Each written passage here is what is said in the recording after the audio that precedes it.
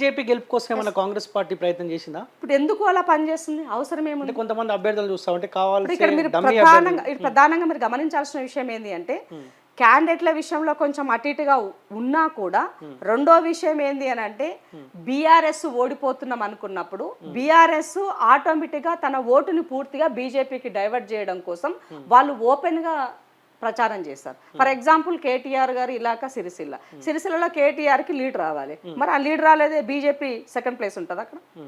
BJP second place వచ్చింది. ఇవాళ హరీష్ రావు ఉన్నాడు, హరీష్ రావు దగ్గర ఆయన ఏమంటారు ట్రిపుల్ షూటర్గా ఫీల్ అవుతారు. ఆడ 100% మా టీఆర్ఎస్ క్యాండిడేట్ గెలుస్తారని చెప్పుకున్నారు. మరి అలాంటప్పుడు వాళ్ళ కనీసం ఆయన ఎంత వాళ్ళ దారుణంగా వాళ్ళ యొక్క గ్రాఫ్ పడిపోయింది, అక్కడ బీజేపీ పెరిగింది, సెకండ్ ప్లేస్ కాంగ్రెస్ ఉంది. అంటే మీరు ఆలోచించండి, అంటే ఓవరాల్గా తెలంగాణ రాష్ట్రంలో ఉన్నటువంటి సమాజం పూర్తిగా ఇవాళ బీఆర్ఎస్ అనేది వద్దనుకున్నారు. కాబట్టి నెక్స్ట్ ఆల్టర్నేట్ ఎవరున్నారు కాంగ్రెస్ కన్నప్పుడు బీజేపీ ఉంది. కాబట్టి ఆ ఓటు బీజేపీకి డైవర్ట్ అయ్యింది అంతే తప్ప అక్కడ వాళ్ళు కొన్ని దగ్గరలో స్వతహాగా ఉండి ఓట్లు వేయించినటువంటి పరిస్థితుల్లో మా యొక్క సీట్లు కొన్ని తగ్గినాయి అనేది ముమ్మాటికి వాస్తవం. రేపు మళ్ళీ మీరు లోకల్ బాడీ చూస్తారు ఏం జరుగుతుంది, ఎలా సో మీరు అబ్జర్వ్ చేయండి, మల్కాజ్గిరిలో మీ కాంగ్రెస్ పార్టీ సంబంధించిన అభ్యర్థి, సికింద్రాబాద్లో మీ కాంగ్రెస్ పార్టీ సంబంధించిన అభ్యర్థి, చేవేలిలో మీ కాంగ్రెస్ పార్టీ సంబంధించిన అభ్యర్థి, కరీంనగర్లో మీ కాంగ్రెస్ పార్టీ సంబంధించిన అభ్యర్థి. ఈ అభ్యర్థులను చూస్తే బీజేపీ అభ్యర్థులను గెలిపించడం కోసమే ఈ అభ్యర్థులను పెట్టిన చర్చ బలంగా జరిగింది కదా. ఇప్పుడు కరీంనగర్లో ఉన్నటువంటి అభ్యర్థి మీరు తీసుకుంటే ఆయన ఒక ఎక్స్ ఎమ్మెల్యే, ఒక పొలిటికల్ ఫ్యామిలీ నుంచి వచ్చిన వాళ్ళంటే మినిమం ఒక ఓట్ బ్యాంక్ ఉంటుంది, ఆ వ్యక్తిని కూడా ఐడెంటిఫై చేస్తారనేది అని ఉంటుంది, ఆ దృష్టిలో ఇచ్చారు. అలాగే ఇవాళ మల్కాజ్గిరి కనుక మీరు తీసుకున్నట్లయితే మల్కాజ్గిరిలో కూడా సేమ్ అదే విధంగా ఇవాళ ఆమె జెడ్పీ చైర్మన్గా చేసింది, రంగారెడ్డి జిల్లా జెడ్పీ చైర్మన్గా చేసింది. తర్వాత వాళ్ళ హస్బెండ్ ఎమ్మెల్సీగా ఉన్నారు. సో కొంత ఫేమ్ ఫేస్, తెలిసిన ఫేస్, తెలియని ఫేస్ కాదు. బట్ తనను చేవేల్లో ఉంచి ఇక్కడ మేము ఇంకొకరికి చేసుకుని ఉంటే బాగుండేదేమో. బట్ అక్కడ ఆయన రంజిత్ రెడ్డి రావడంతో ఆ సీట్ అకామిడేట్ చేయడం దాంట్లో కొంచెం అటు ఇటుగా జరిగింది అన్నది వాస్తవమే. బట్ ఆ ఉన్న దాంట్లో కూడా తీసుకున్న దాంట్లో కొంచెం బెటర్ రిజల్ట్ ఇచ్చినాం అన్నది అయితే ఫీల్ ఉంది. అది కూడా గెలుస్తుంటే ఇంకా బాగుండేది అనేది అయితే అందరికీ అనుకుంటున్నటువంటి విషయం. అందుకే అన్న ఓవరాల్గా ఇంకా మాకేంటి అని అంటే ఆ ఏరియాలో కొన్ని దగ్గరలో కొన్ని సీట్లు తగ్గడానికి కూడా ఉన్నటువంటి అంటే భారతీయ జనతా పార్టీ వాళ్ళ యొక్క చేసినటువంటి దాంట్లో కీ రోల్ బీజేపీ బీఆర్ఎస్ రెండు ఒకటిగా పనిచేయడం కూడా కొంత నష్టం జరిగింది కాంగ్రెస్ కన్నది కూడా మేము గ్రహించినటువంటి విషయం. మీరు ఉద్యమంలో పనిచేసారు, మార్పు కోసం కూడా కీలకంగా చాలా పోరాటాలు చేశారు. సో ఏ బీఆర్ఎస్ పార్టీ పైన మనలాంటి వాళ్ళం పోరాటం చేస్తే మార్పు వచ్చిందో ఆ బీఆర్ఎస్ పార్టీ వాళ్ళు మీ కాంగ్రెస్ పార్టీకి వాళ్ళు కండువా కప్పుకుంటా ఉన్నారు. మీలాంటి వాళ్ళకన్నా అట్లీస్ట్ కొంత ఇబ్బందికర పరిస్థితి ఏమని అనిపిస్తూ ఉందా? మీరు స్వాగతిస్తూ ఉన్నారా? ఇప్పుడు రాజకీయాలు కంప్లీట్గా మారిపోయినాయి. ఒకప్పుడు రాజకీయాలు ఒక సిద్ధాంతం ఉంది, ఒక ఎజెండా ఉంది, పబ్లిక్ పర్సెప్షన్ ఉంది, ఆ విధంగా రాజకీయాలు నడిచినాయి. బట్ కేసీఆర్ వచ్చిన తర్వాత దాన్ని పూర్తిగా మార్చివేశారు. దానికి డెఫినేషన్ ఏంటంటే మనీ, పవర్, ఇవి రెండు మాత్రమే ఉండాలి. పిఎం ఇవి రెండు ఉన్నట్లయితే రాజకీయాలు చేయడానికి అర్హుడు, కామన్ మ్యాన్గా ఉన్నాడు, రాజకీయాలకి పనికిరాడని ఒక మెసేజ్ని ఆయన ఈ సమాజానికి ఇచ్చారు. అయితే ఇక్కడ ఫిరాయింపులకి సంబంధించినటువంటి మీరు తీసుకున్న దాంట్లో కేసీఆర్ గారికి ఫస్ట్ దఫాలో ఆయనకు కొన్ని సీట్లు అంటే ఎడ్జ్లో ఉన్నటువంటి ప్రభుత్వానికి ఆయన పూర్తిగా అంటే రిజల్ట్ వచ్చిన రోజే ఆ బీఎస్పీ నుంచి గెలిచినటువంటి ఇద్దరిని, ఒక ఆదిలాబాద్కి సంబంధించిన ఇద్దరు నాయకులని, ఒక ఇంద్రకరణ్ రెడ్డి గారు అయ్యుండొచ్చు, తర్వాత ఇంకొకతను మన ఆయన అది కాగజ్ నగర్ సంబంధించిన ఎమ్మెల్యే అయ్యుండొచ్చు. వాళ్ళిద్దరిని కూడా అదే రోజు ఫిరాయింపులు చేశారు వాళ్ళు. తర్వాత టీడీపీలో ఉన్నటువంటి వాళ్ళు నలుగురిని చేర్చుకున్నారు. తర్వాత తలసాని శ్రీనివాస్ గారిని చేసుకున్నారు. తలసాని శ్రీనివాస్ని అయితే కనీసము ఆయనని గవర్నర్ ద్వారా పూర్తి తప్పు చేపించారు అతనితో. అంటే అతను అది కనీసం ఎక్కడ ఫాలో అవ్వకుండా ఆయనని మంత్రిగా కూడా చేశారు. అంటే దాదాపుగా టీఆర్ఎస్ హయాంలో first phase and second phase మీరు మొత్తం కనుక చూసుకున్నట్లయితే వార్డు మెంబర్ దగ్గర నుంచి ఎంపీ స్థాయి వరకు దాదాపుగా 61 మందిని వాళ్ళు ఫిరాయింపులు చేశారు. సో ఈ ఫిరాయింపులు చేసి కాంగ్రెస్ పార్టీ ప్రతిపక్ష పాత్ర కూడా ఉండొద్దు, కాంగ్రెస్ పార్టీ ఆనవాళ్ళు ఉండొద్దు, కాంగ్రెస్ ఉచ్చారణ ఎక్కడ కనబడొద్దు, ఇది కేసీఆర్ చేస్తారు.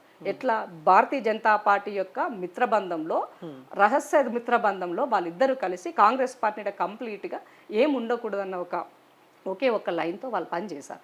అయితే ప్రతిపక్ష పాత్ర ఉన్నటువంటి దాంట్లో ఇవాళ ఉన్నటువంటి డిప్యూటీ సీఎంగా ఉన్నటువంటి బట్టన్నకి ఆయనకి కనీసం సిఎల్పి లీడర్గా ఉండడానికి కూడా అర్హత లేదన్నట్టుగా మీరు ఒక దళితునికి మీరు ఆ ఉన్నటువంటి అంటే యాంటీ డిఫెక్షన్ లాని మీరు మిస్యూజ్ చేసి అక్కడ ఉన్నటువంటి ఎంఐఎంకి మీరు ఆ ప్రతిపక్ష హోదా ఇచ్చారు.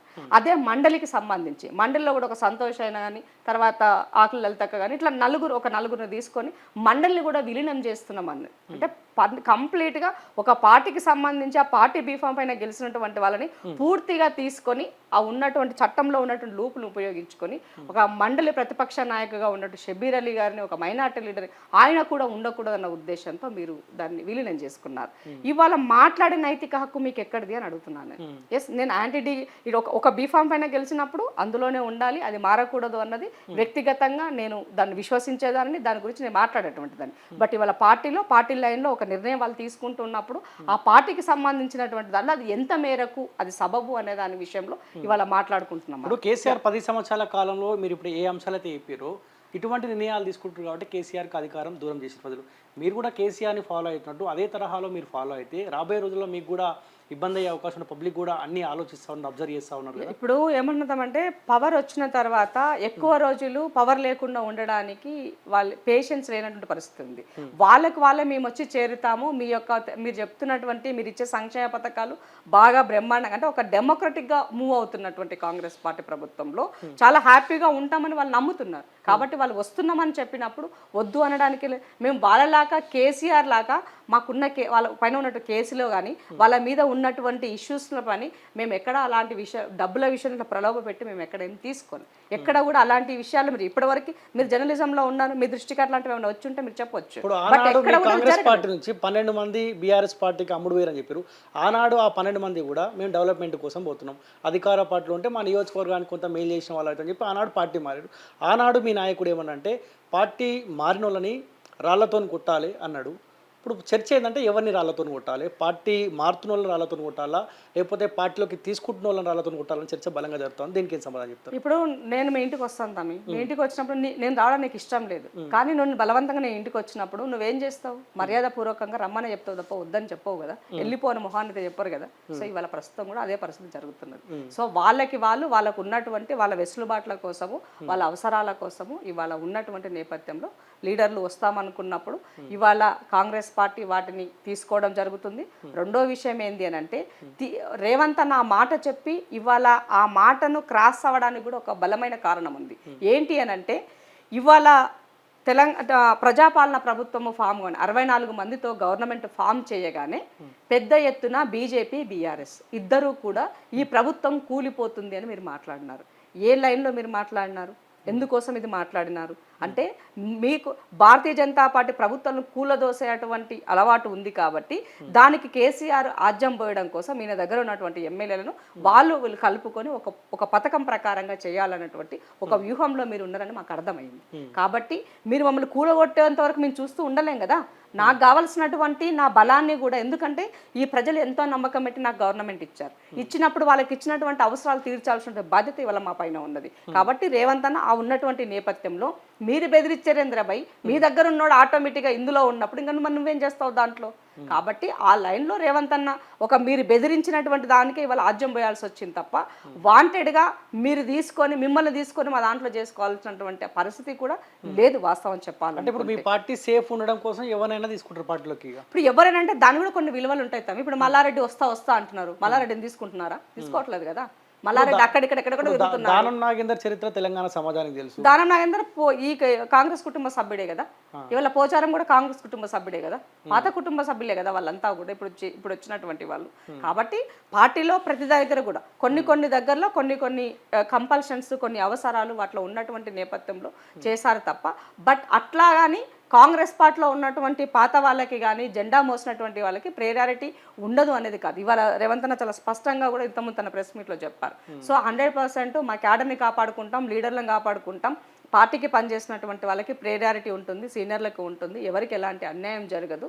సో తప్పకుండా అప్రాపరియేట్గా అవకాశాలు ఉంటాయి, దీంట్లో ఎవరు బాధపడాల్సిన అవసరం లేదని చెప్పడం జరిగింది. సో బికాస్ ఆఫ్ కేవలం ఎందుకంటే ఇవాళ కర్ణాటకలో ఉన్నటువంటి మా ప్రభుత్వాన్ని ఇవాళ భారతీయ జనతా పార్టీ ఎంత కుటిలతో చేసిందో చూసాం, మహారాష్ట్రలో ఉన్నటువంటి ప్రభుత్వాన్ని ఎట్లా చేసిందో మనం చూసాం. సో ఏకంగా వాళ్ళు పార్టీలో ఉన్నటువంటి ఒక కొత్త వ్యక్తిని షిండెలను సృష్టించి పార్టీని వాళ్ళ పేరు మీద ఫిరాయించేటువంటి, పార్టీ స్థాపించినది పార్టీ కాకుండా అందులో వచ్చి ఆ పదవులు పొందినది పార్టీ అనే విధంగా ఇవాళ భారతీయ జనతా పార్టీ ఆ స్వేచ్ఛనిచ్చి వాళ్ళని ఎంకరేజ్ చేస్తున్న సందర్భంలో తెలంగాణ రాష్ట్రంలో చాలా సమస్యల తర్వాత, చాలా నిర్బంధాల తర్వాత ఇవాళ ధర్నా చౌక్ లాంటి ఎత్తివేసినటువంటి సందర్భాల్లో ఇలాంటి ఒక స్వేచ్ఛగా బతకాలనుకున్నటువంటి నేపథ్యంలో కాంగ్రెస్కి ప్రజలు పట్టం కట్టినప్పుడు దాన్ని కాపాడుకోవాల్సినటువంటి బాధ్యత రేవంత్ అన్న యాజ్ ముఖ్యమంత్రి కానీ ఇప్పుడున్నటువంటి పిసిసి ప్రెసిడెంట్గా కానీ ఆయనకు ఆయన పైన ఆ భారం బరువు ఉంది కాబట్టి ఆ నేపథ్యంలో నిర్ణయాలు జరుగుతున్నాయని నేను అనుకుంటున్నాను. ఇప్పుడు బీఆర్ఎస్ పార్టీ ఖాళీ కాబోతుందా మీరు అన్నట్టుగా? అంటే మీరు సేఫ్ ఉండడం కోసం